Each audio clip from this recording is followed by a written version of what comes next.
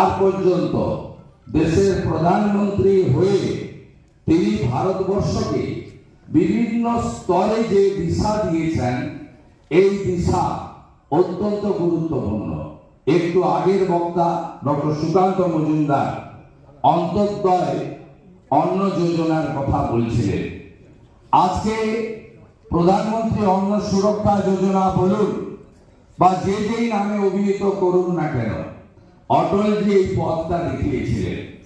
আজকে প্রধানমন্ত্রী গ্রাম সড়ক যোজনা থেকে বলুন, আজকে সর্বশিক্ষা অভিযান তার এক ঐতিহাসিক সিদ্ধান্ত ছিল, কারণ তিনি জানতেন যে আমি ভারতবর্ষের আগামী প্রজন্মকে যদি শিক্ষা দিতে না পারি, শিক্ষিত করতে না পারি, যেটা স্বামী বিবেকানন্দের ভাবনায় ছিল, শিক্ষা যদি গ্রহণ করা হয় তাহলে পরিপূর্ণ মানব সম্পদের যে বিকাশ বা বৃদ্ধ সম্পূর্ণ হয়। তার এই যে সর্বশিক্ষা ড্রপ আউট স্টুডেন্টদের নিয়ে আসা, গ্রামে থাকা কৃষক, প্রান্তিক পরিবার, আদিবাসী দলিত পরিবারের লোকেরা তারা যাতে স্কুলে এসে মিড ডে মিল গ্রহণ করে, এগুলো অটলজির একটা সুদূর প্রসারী চিন্তা ভাবনা ছিল। তিনি দেশের আগামী প্রজন্ম